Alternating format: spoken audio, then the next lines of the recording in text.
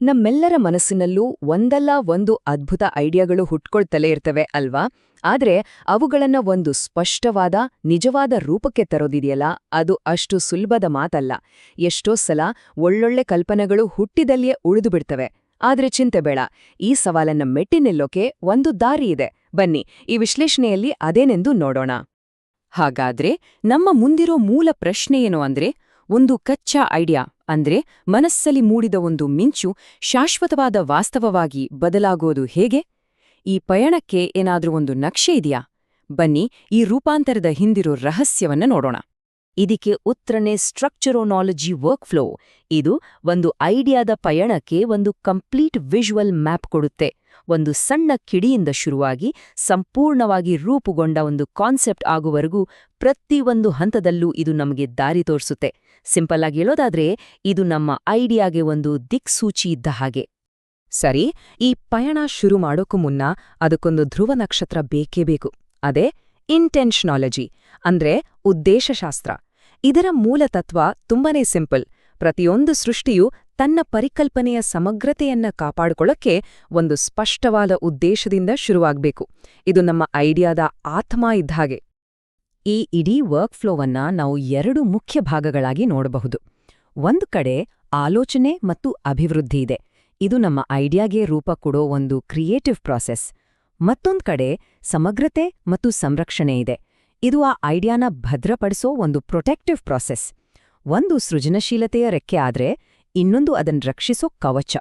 ಇವೆರಡೂ ಬ್ಯಾಲೆನ್ಸ್ ಆಗಿದ್ದಾಗ ಮಾತ್ರ ಐಡಿಯಾ ಎತ್ತರಕ್ಕೆ ಹಾರೋಕೆ ಸಾಧ್ಯ. ಈಗ ಮೊದಲನೇ ಪ್ರಮುಖ ಹಂತಕ್ಕೆ ಬರೋಣ, ಬ್ಲೂಪ್ರಿಂಟ್ಗಳನ್ನು ರೂಪಿಸೋದು. ಇಲ್ಲಿ ಒಂದು ಐಡಿಯಾ ಕೇವಲ ಯೋಚನೆಯಾಗಿ ಉಳಿಯಲ್ಲ, ಬದಲಾಗಿ ಅದಕ್ಕೆ ಒಂದು ಆರಂಭಿಕ ರೂಪ ಸಿಗುತ್ತೆ. ಅಂದ್ರೆ ನಮ್ಮ ಐಡಿಯಾಗೆ ಒಂದು ಸ್ಟ್ರಾಂಗ್ ಫೌಂಡೇಶನ್ ಹಾಕೋದು ಅಂತಾನೆ ಹೇಳ್ಬೋದು. ಈ ಬ್ಲೂಪ್ರಿಂಟ್ ಹಂತದಲ್ಲಿ 3 ಮುಖ್ಯ ಘಟ್ಟಗಳಿವೆ. ಮೊದಲನೆಯದು ಚಿಂತನೆಯ ಹಂತ, ಎರಡನೆಯದು ಸ್ಪಷ್ಟೀಕರಣದ ಹಂತ ಮತ್ತು ಮೂರನೆಯದು ರಚನೆಯ ಹಂತ. ಬನ್ನಿ, ಒಂದೊಂದಾಗಿ ನೋಡೋಣ. ಫೇಸ್ 1 ರಿಫ್ಲೆಕ್ಷನ್ ಅಂದ್ರೆ ಚಿಂತನಾ ಹಂತ.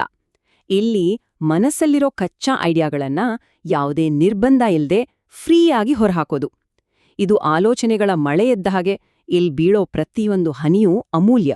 ಸರಿ ತಪ್ಪು ಒಳ್ಳೆದು ಕೆಟ್ಟದ್ದು ಅನ್ನೋ ಯೋಚನೆಯೇ ಇಲ್ಲಿ ಬೇಡ. ಫೇಸ್ 2 ಕ್ಲಾರಿಫಿಕೇಶನ್ ಅಂದ್ರೆ ಸ್ಪಷ್ಟೀಕರಣ ಹಂತ.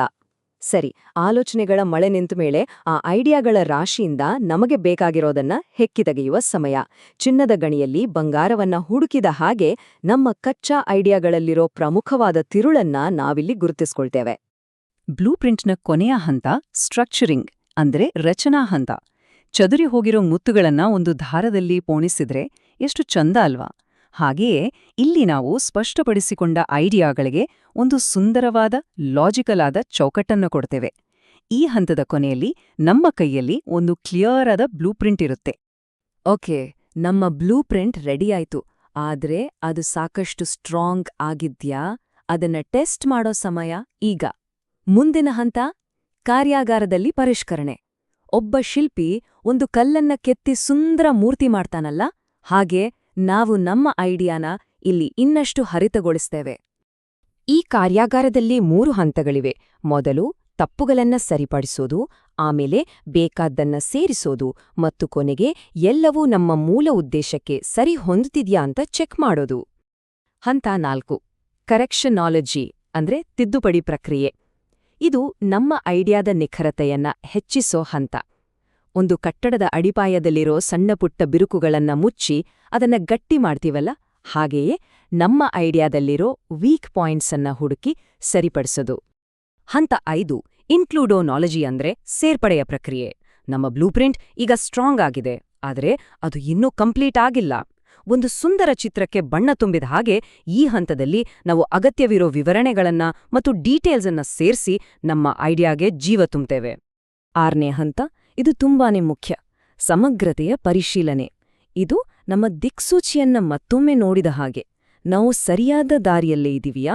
ನಮ್ಮ ಈ ಇಡೀ ರಚನೆ ನಮ್ಮ ಮೂಲ ಉದ್ದೇಶ ಅಂದ್ರೆ ನಮ್ಮ ಇಂಟೆಂಟಾಲಜಿಗೆ ಬದ್ಧವಾಗಿದೆಯಾ ಅಂತ ಖಚಿತಪಡಿಸಿಕೊಳ್ಳೋ ಸಮಯವಿದು.